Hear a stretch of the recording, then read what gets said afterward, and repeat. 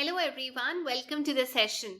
आज हम डिस्कस करने जा रहे हैं ग्रेड 8 की साइंस और उसका third chapter synthetic fibres and plastic के बारे में। देखिए, आप जो कपड़े डालते हैं वो अलग अलग फैब्रिक के बने होते हैं। फाइबर इकट्ठे होके फैब्रिक बनाते हैं और ये जो फैब्रिक हैं जो फाइबर से बनते हैं ये हमें नेचुरल वेज से भी मिलते हैं या आर्टिफिशियल सोर्सेज से मिलते हैं। अब क्या आप नाम कर सकते हैं कुछ नेचुरल फाइबर्स को? जी हाँ, उनके एग्जाम्पल है कॉटन, वूल, सिल्क, ये सारे नेचुरल फाइबर्स हैं। अब ये जो फाइबर्स हैं इनको घर की काफी चीजें बनाने के लिए यूज किया जाता है। मैं आपको टेबल में दिखा देती हूँ कौन कौन सी चीजें हैं जो हम यूज करते हैं आर्टिफिशियल फाइबर की बनी होती हैं और कौन सी नेचुरल फाइबर की। जैसे कॉटन क्लोथ्स नेचुरल फाइबर के होते हैं, polyester shirt artificial, nylon sari artificial, woollen socks natural, woollen sweater ये भी नेचुरल फाइबर का बना होता है। अब आपने अलग अलग तरीके के लेबल्स देखे होंगे फाइबर के ऊपर जिनके ऊपर लिखा होता है आर्टिफिशियल या उनको हम बोलते हैं सिंथेटिक या मैन मेड, क्योंकि इनको ना डायरेक्टली आप प्लांट्स या एनिमल्स से नहीं ऑब्टेन करते। जो ह्यूमन बींग्स बनाते हैं उन सिंथेटिक फाइबर्स को हम मैन मेड या सिंथेटिक फाइबर्स बोलते हैं। जो नेचुरल फाइबर्स होते हैं उनका एग्जाम्पल है कॉटन, वूल, सिल्क, जो हमें प्लांट्स या फिर एनिमल से मिलते हैं। अब बात करते हैं कि आखिर ये सिंथेटिक फाइबर्स होते क्या हैं। अब देखो, आप नेकलेस देख रहे होंगे जिसमें अलग अलग बीड्स, मोती इकट्ठे होकर एक थ्रेड के अंदर पिरोए जाते हैं और एक माला बनती है। वैसे ही आप देख रहे होंगे कि किस तरीके से पेपर क्लिप्स को ज्वाइन किया गया ताकि एक चेन बना दी जाए। आपने दोनों चीजों में एक सिमिलैरिटी देखी होगी कि छोटे छोटे यूनिट्स को ज्वाइन करके एक बड़ी चीज बनाई जा रही है।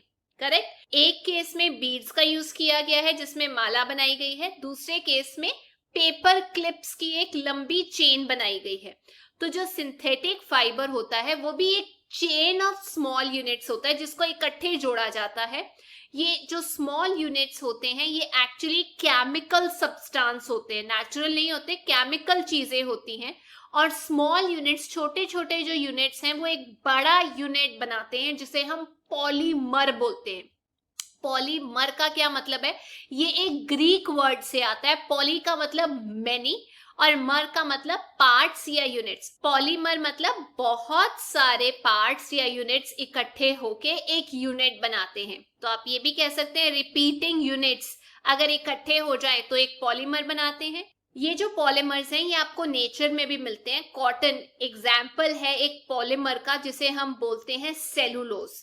अब ये जो सेलुलोज हैं ये छोटे छोटे यूनिट्स के बने होंगे, तो वो जो छोटे छोटे यूनिट्स हैं उनको हम ग्लूकोज के यूनिट्स बोलते हैं। ग्लूकोज के यूनिट्स इकट्ठे होकर सेलुलोज बनाते हैं जो कॉटन की फॉर्म में हमें मिलता है। चलिए अब डिस्कस करते हैं कुछ टाइप्स ऑफ सिंथेटिक फाइबर के बारे में। सबसे पहला नाम आता है रेयॉन का। आपने पिछली क्लास में पढ़ा होगा कि जो सिल्क वॉर्म है उससे हमें सिल्क मिलता है और सबसे पहले ये डिस्कवर किया गया था चाइना के द्वारा। चाइना ने कितनी देर तक इसको एक सीक्रेट के तरीके से रखा। तो जो फैब्रिक है सिल्क से जो हमें मिलता है वो काफी कॉस्टली होता है, एक्सपेंसिव होता है, लेकिन टेक्सचर उसका बेहतरीन होता है। तो लोगों ने कोशिश करनी शुरू की कि यार सिल्क हासिल करना मुश्किल है, क्यों ना हम इसे आर्टिफिशियली बना दे। तो ये जो अटेम्प्ट्स हैं ये सक्सेसफुल हुए towards the end of 19th century. 1850 के बाद जो साइंटिस्ट थे उन्होंने एक फाइबर बनाया जिसकी प्रॉपर्टीज बिल्कुल वैसी थी जैसी सिल्क की होती है। ये एक केमिकल ट्रीटमेंट से बना, वुड पल्प को ठीक करके। वुड पल्प क्या होता है? वो जो बुरा नहीं होता वुड का, उसको ट्रीट करके केमिकली ये एक फाइबर बनाया गया। उसको हम बोलते हैं रेयॉन या फिर आर्टिफिशियल सिल्क। हालांकि जो रेयॉन है वो एक नेचुरल सोर्स से हमें मिलता है जिसे हम वुड पल्प बोलते हैं, लेकिन इसे हम एक मैन मेड फाइबर बोलते हैं और ये चीपर होता है, सस्ता होता है असली सिल्क से। और इसको हम बिल्कुल वैसे बना सकते हैं कपड़े जैसे सिल्क के बनते हैं। इसको डाई किया जा सकता है, अलग अलग कलर्स दिए जा सकते हैं। इसको कॉटन में मिक्स करके बेडशीट्स बनाई जाती हैं, वूल में मिक्स करके आपके कारपेट्स बनाए जाते हैं। वैसे ही एक और सिंथेटिक फाइबर है जिसे हम बोलते हैं नायलॉन। ये एक मैन मेड फाइबर है। 1931 के अंदर इसको बनाया गया था और इसको बनाने में कोई नेचुरल रॉ मटेरियल नहीं यूज किया था, प्लांट या एनिमल की कोई चीज नहीं यूज की थी। इनफैक्ट इसको बनाया गया था पानी, हवा और कोल के साथ। जी हाँ, आंखें खुली। तो ये एक फर्स्ट फुल्ली सिंथेटिक फाइबर है। नायलॉन कोल का बनता है, वाटर एयर का यूज होता है, स्ट्रॉन्ग होता है, इलास्टिक होता है, लाइट होता है, लस्ट्रस होता है, उसके ऊपर थोड़ी शाइन भी होती है, आप वॉश कर सकते हो उसको। और आजकल उसके कपड़े बन रहे हैं, खास तौर पे नायलॉन की सॉक्स बन रही हैं, रस्सियां बन रही हैं, टेंट्स बन रहे हैं, टूथब्रश बन रहा है, कार की सीट बेस्ट एग्जाम्पल, कार की बेल्ट, स्लीपिंग बैग्स बन रहे हैं, कर्टेन्स बनाए जा रहे हैं, बहुत सारी चीजें नायलॉन की बन रही है। आप ये सोचिए कि नायलॉन को बोला जाता है कि ये स्टील की वायर से भी स्ट्रॉन्ग होता है, इसीलिए इसे यूज किया जाता है पैराशूट बनाने के लिए और रस्सियां बनाने के लिए, जो यूज की जाती है रॉक क्लाइंबिंग में। अब एक आपको एक्टिविटी दी है कि आपने एक आयरन स्टैंड लेना है और उसके साथ एक क्लैंप होगा जिसपे आप कोई चीज लटका सकते हो। आपने उसके ऊपर एक कॉटन की थ्रेड लटकानी है, 60 सेंटीमीटर जिसकी लेंथ है, मतलब आप देख सकते हैं। उस थ्रेड के एक एंड पे नीचे, जहां वो टाइट नहीं है क्लैंप के साथ, दूसरी साइड पे एक पैन रख देना, जो बड़ी हल्की सी प्लेट होती है, ताकि उसके अंदर वेट रखा जा सके। अब आपने क्या करना है, ये जो थ्रेड है अलग अलग तरीके की लेनी है, थ्रेड को हम फाइबर बोल सकते हैं, अलग अलग तरीके का लेना है और उसका वेट चेक करना है। अगर आपके पास एक क्लैंप नहीं है, आयरन स्टैंड नहीं है, तो आप दीवार में कील लगा के चेक कर सकते हो, धागा लटका के, कि कितना वेट होता है कॉटन के धागे का, वूल का, सिल्क का, नायलॉन का। तो मैंने टेबल पे लिख दिया है कि कॉटन 30 ग्राम का होगा धागा, वूल का 60 ग्राम, थोड़ा भारी होता है, सिल्क 70 ग्राम का, नायलॉन जो है 100 ग्राम का होगा। तो अब हमें पता चल गया वेट रख रख के कि भाई किस वेट पे जाके ये टूट जाता है, तो उससे कम वेट होगा इसका। अब बात करते हैं पॉलिएस्टर या एक्रिलिक की।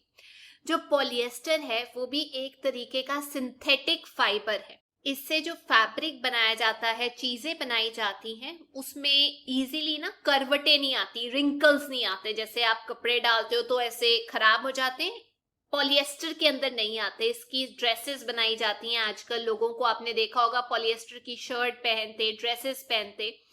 टेरिलीन, टेरिलीन एक पॉपुलर एग्जाम्पल है पॉलिएस्टर का। इनफैक्ट इसको यूज करके आप कैसा भी फाइबर बना सकते हो, जैसे आप बाकी चीजों की सामान बनाते हो बिल्कुल वैसे।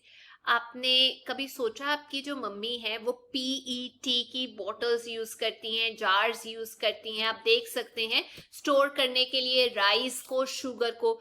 तो क्या आपने सोचा ये पीईटी क्या है? ये भी एक तरीके का पॉलिएस्टर है जिसको यूज किया जाता है बॉटल्स बनाने के लिए, बर्तन बनाने के लिए, वायर्स बनाने के लिए, फिल्म्स बनाने के लिए यूज किया जाता है अलग अलग जगह पे। पहले हम बात कर लेते हैं पीईटी की फुल फॉर्म क्या है। पीईटी की फुल फॉर्म है पॉलीएथिलीन टेरेफ्थलेट, और इसके अलग अलग तरीके के प्रोडक्ट्स बनते हैं जो हमने डिस्कस कर लिए हैं, और ये एक फॉर्म है पॉलिएस्टर का। अब ये पॉलिएस्टर क्या है? पॉलिएस्टर पॉली और एस्टर से बनता है। एस्टर के रिपीटिंग यूनिट्स जब इकट्ठे कर दिए जाए पॉलिएस्टर बनता है। एस्टर्स जो होते हैं केमिकल्स होते हैं जो फ्रूट्स को ना स्मेल देते हैं। जो फैब्रिक बेचा जाता है अलग अलग तरीके से पॉलिएस्टर से बने चीजों का, उसका अलग अलग नाम होता है, जैसे पॉलीवुड, पॉलीकॉट, टेरिकॉट।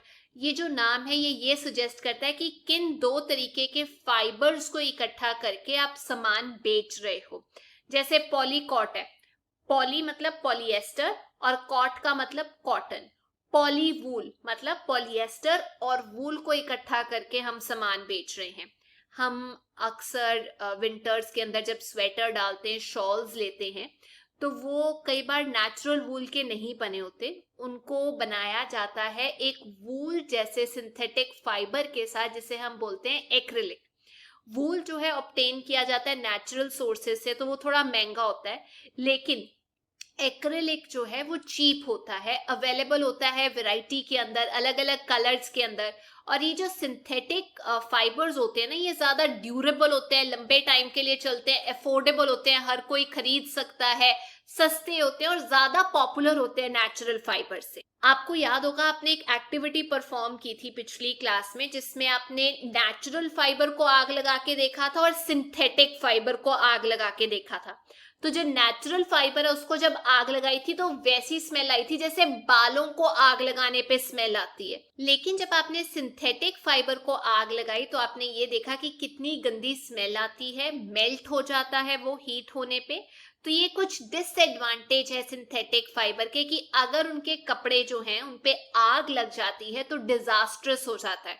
तो जो फैब्रिक है जब वो मेल्ट करता है तो आपकी बॉडी पे स्टिक कर जाता है जिस इंसान ने वो कपड़े पहने होते हैं। इसीलिए बोला जाता है सिंथेटिक कपड़े पहन के कभी भी लेबोरेटरी, कभी भी किचन के अंदर काम मत करो क्योंकि वो इजीली आग पकड़ लेते हैं। जो सिंथेटिक फाइबर्स हैं उन्हें अलग अलग प्रोसेसेस से तैयार किया जाता है, रॉ मटेरियल यूज किया जाता है जो पेट्रोलियम ओरिजिन का होता है, जैसे मैंने आपको एग्जांपल दिया था। और जो पेट्रोलियम ओरिजिन का रॉ मटेरियल होता है उसे हम पेट्रोकेमिकल बोलते हैं। अब हम डिस्कस करते हैं कुछ कैरेक्टरिस्टिक्स ऑफ सिंथेटिक फाइबर। देखिए जब बारिश हो रही होती है हम लोग अम्ब्रेला का यूज करते हैं। वो क्यों करते हैं? इसलिए यूज करते हैं कि जो सिंथेटिक फाइबर होते हैं वो पानी ज्यादा एब्जॉर्ब नहीं करते और कम टाइम लेते हैं सूखने के लिए। इसीलिए आजकल इनको अलग अलग तरीके के ड्रेस मटेरियल में यूज किया जाता है ताकि ये जल्दी सूख जाए अगर गीले हों। कम एक्सपेंसिव होते हैं, ड्यूरेबल होते हैं, रेडीली अवेलेबल होते हैं और इजीली मेंटेन किया जा सकता है। अब आपको एक एक्टिविटी दी गई है जिसमें आपको बोला गया आपने 2 अलग अलग कपड़े लेने हैं। 1-1 मीटर का आप ले सकते हो जो कपड़ा है, और उसमें आपने क्या करना है, एक जो कपड़ा है वो नेचुरल फाइबर का होगा, एक होगा सिंथेटिक फाइबर का। दोनों को आपने पानी में भिगोना है और उसके बाद बाहर सूखने के लिए रख देना है। 5 मिनट के बाद आप देखोगे रिजल्ट क्या है। जब आप रिजल्ट देखोगे तो ये देखोगे जो सिंथेटिक फाइबर है उसने कम पानी सोक किया था, एब्जॉर्ब किया था, और उसको कम टाइम लगता है सूखने के लिए, ड्राई होने के लिए भी। तो हम ये कह सकते हैं कि इस एक्टिविटी से एक खास बात पता चलती है सिंथेटिक फाइबर के बारे में कि जो सिंथेटिक फाइबर है उसके कपड़े इसलिए बनाए जाते हैं क्योंकि वो जल्दी सूख भी जाते हैं, चीपर भी होते हैं, ड्यूरेबल भी होते हैं, लेस मेंटेनेंस होती है as compare to natural fibre. अब आप मुझे एक एग्जाम्पल बताओ जो आप यूज करते हो रोज अपनी लाइफ में जो सिंथेटिक फाइबर का बना हुआ है। अब डिस्कस करते हैं प्लास्टिक के बारे में। जो प्लास्टिक है उसका यूज हम अलग अलग सोर्सेस से करते हैं अपनी डेली लाइफ में। प्लास्टिक का अलग अलग पैटर्न होता है बनने का। आप देख सकते हैं लीनियर एक पैटर्न होता है, एक होता है क्रॉस लिंक्ड अरेंजमेंट। प्लास्टिक भी एक इंपॉर्टेंट पॉलीमर है जैसे सिंथेटिक फाइबर होता है। पॉलीमर मतलब ये छोटे छोटे यूनिट्स जो हैं इकट्ठे होकर एक प्लास्टिक बनाते हैं। तो इनका जो अरेंजमेंट है वो लीनियर हो सकता है, क्रॉस लिंक्ड हो सकता है, अलग अलग साइजेस में अवेलेबल होते हैं, शेप्स में अवेलेबल होते हैं। क्या आपको पता है प्लास्टिक को हम क्यों यूज करते हैं? क्योंकि प्लास्टिक को ना इजीली मोल्ड करके कोई भी शेप दी जा सकती है, रिसाइकल किया जा सकता है, रीयूज किया जा सकता है, कलर किया जा सकता है, मेल्ट किया जा सकता है। आप रोल करके शीट्स की फॉर्म में निकाल सकते हो, वायर्स निकाली जा सकती है प्लास्टिक की। क्योंकि इसकी इतनी ज्यादा यूजेस है इसीलिए ये काफी पॉपुलर है। अब एक और चीज, क्या आपको लगता है कि सारी आइटम्स जो है प्लास्टिक की वो बेंड हो सकती हैं? नहीं, कुछ ऐसी हैं जो बेंड करोगे तो वो टूट जाएंगी। होता है कि नहीं? आगे बढ़ने से पहले मैं आपको एक और बात बताना चाहती हूँ। पॉलीथीन, पॉलीइथीन एक एग्जाम्पल है प्लास्टिक का।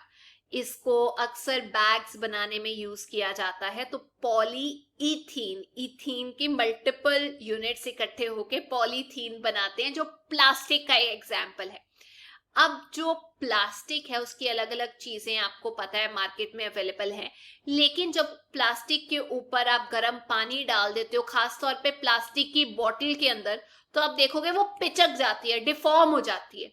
ऐसी जो बॉटल्स हैं या ऐसा जो सामान है जो इजीली डिस्ट्रॉय हो जाता है, डिफॉर्म हो जाता है, बेंड हो जाता है हीट होने पे, उन्हें हम बोलते हैं थर्मोप्लास्टिक। क्लियर हुआ? दोबारा बोल रही हूँ, प्लास्टिक की वो चीजें जो डिफॉर्म हो जाती है, अपनी शेप चेंज कर लेती हैं हीट होने पे, बेंड इजीली हो जाती है, उनको हम बोलते हैं थर्मोप्लास्टिक। और इनको यूज किया जाता है टॉयज बनाने में, कंघियां बनाने में, अलग अलग कंटेनर्स बनाने में। इसके अलावा कुछ ऐसी वैरायटी है प्लास्टिक की जो मोल्ड नहीं होती, अपनी शेप नहीं चेंज करती हीट होने पे, सॉफ्ट नहीं होती हीट होने पे, मतलब उनकी सेटिंग हुई होती है पहले से कि हम नहीं चेंज होंगे। तो जिनकी पहले से सेटिंग हुई होती है कि हम चेंज नहीं होंगे, उनको हम बोलते हैं थर्मोसेटिंग प्लास्टिक। थर्मोसेटिंग प्लास्टिक का एग्जाम्पल है बैकेलाइट, मेलामाइन। अब जो बैकेलाइट है वो पुअर कंडक्टर होता है हीट का, इलेक्ट्रिसिटी का, इसीलिए इसको यूज किया जाता है इलेक्ट्रिक स्विच बनाने के लिए, हैंडल्स बनाने के लिए अलग अलग बर्तनों के, क्योंकि वो गर्म नहीं होता, बिजली भी नहीं कंडक्ट करता। दूसरा है मेलामाइन, वो वर्सेटाइल होता है, फायर को भी रेजिस्ट कर लेता है, मतलब जल्दी आग भी नहीं पकड़ता, और उसकी जो हीट की टॉलरेंस है वो भी ज्यादा होती है as compare to other plastics. इसीलिए मेलामाइन को यूज किया जाता है किचन का सामान बनाने के लिए, अलग अलग फैब्रिक बनाने के लिए जो यूज किए जाते हैं फायर को रेजिस्ट करने के लिए, रोकने के लिए, और साथ ही साथ इसे यूज किया जाता है फ्लोर की टाइल्स बनाने के लिए। आप देख सकते हैं अलग अलग चीजें जो बनी हुई हैं थर्मोप्लास्टिक से, और थर्मोसेटिंग जो चेंज नहीं होती, जिनकी सेटिंग हुई हुई है, हम ऐसे ही हैं। अब प्लास्टिक को हम क्यों प्रेफर करते हैं? अलग अलग कंटेनर्स आपने देखे होंगे, बर्तन जिनके अंदर पानी स्टोर किया जाता है, दूध, अचार, ड्राई फ्रूट, सब जगह जो है प्लास्टिक के कंटेनर्स ही यूज किए जाते हैं। क्यों? क्योंकि हल्के होते हैं, सस्ते होते हैं, स्ट्रेंथ होती है, हैंडल करना उनको इजी होता है। बाकी मेटल की चीजों से तो काफी सस्ते होते हैं ना, और क्योंकि ये हल्का होता है प्लास्टिक, इसीलिए इसे कार्स में भी यूज किया जाता है, एयरक्राफ्ट में भी यूज किया जाता है, स्पेस क्राफ्ट में भी यूज किया जाता है। मतलब अगर हम काउंट करना शुरू करें तो बहुत सारी चीजें हैं, चप्पल से लेके, फर्नीचर से लेके, डेकोरेशन की चीजें जो हम यूज करते हैं प्लास्टिक की बनी हुई। क्यों? बहुत कारण है। नंबर 1, प्लास्टिक जो है वो नॉन रिएक्टिव है। जैसे आयरन को जंग लग जाता है ना, रस्ट लग जाता है अगर ज्यादा एयर या मॉइस्चर के कांटेक्ट में रहे, प्लास्टिक जो है वो एयर और वाटर के साथ रिएक्ट नहीं करता, कोरोड नहीं करता, इसीलिए उसको यूज किया जाता है अलग अलग चीजें स्टोर करने के लिए, और केमिकल्स भी प्लास्टिक में कई बार स्टोर किए जाते हैं। दूसरा, प्लास्टिक जो होता है वो हल्का होता है, स्ट्रॉन्ग होता है और ड्यूरेबल होता है, ज्यादा देर तक चल जाता है। अगर आप अपने पेरेंट्स से पूछोगे कि उनके टाइम पे कौन सी बाल्टियां इस्तेमाल की जाती थी, तो वो ये बताएंगे, बेटा हमारे टाइम में तो मेटल की बाल्टियां इस्तेमाल की जाती थी, मग वैसे होते थे। तो ये चीजें तो बहुत भारी होती हैं, लेकिन आजकल हम यूज कर रहे हैं प्लास्टिक की बाल्टियां जो हल्की होती हैं, स्ट्रॉन्ग होती हैं, ड्यूरेबल होती हैं, किसी भी शेप साइज की आपको मिल जाती हैं और अलग अलग पर्पस सॉल्व करती हैं। जो प्लास्टिक है बाकी मेटल्स के कंपैरिजन में सस्ता भी होता है, ज्यादा यूज किया जाता है, इंडस्ट्री में भी, घरों में भी यूज किया जा सकता है। तो क्या आप एक लिस्ट बना सकते हो अलग अलग प्लास्टिक कंटेनर्स की, चीजों की जो आप इस्तेमाल करते हो अपने घर पे? मैं आपको बता देती हूँ वो लिस्ट, क्या चीजें हैं जो हम यूज करते हैं। बकेट, नहाने वाली मग हो गया, डस्टबिन हो गए, वाटर का टैंक हो गया, कैरी बैग हो गया, प्लास्टिक के तो बने होते हैं। अगली चीज, प्लास्टिक पुअर कंडक्टर होते हैं, मतलब प्लास्टिक हीट और इलेक्ट्रिसिटी नहीं कंडक्ट करते, इसीलिए जो इलेक्ट्रिक की वायर्स होती हैं उनके ऊपर प्लास्टिक की कवरिंग होती है। हैंडल जो होता है स्क्रू ड्राइवर का वो प्लास्टिक का बना होता है। तो प्लास्टिक के कितने एडवांटेजेस हैं। अब प्लास्टिक यहां तक सीमित नहीं है कि सिर्फ इतनी जगह यूज होता है, प्लास्टिक का हम लोग यूज करते हैं हेल्थ केयर इंडस्ट्री में। बहुत सारी टेबलेट्स हैं वो प्लास्टिक में रैप होके हमें मिलती है। थ्रेड जो हम चोट लगने पे यूज करते हैं ना, टांके लगाते हैं, प्लास्टिक थ्रेड होता है।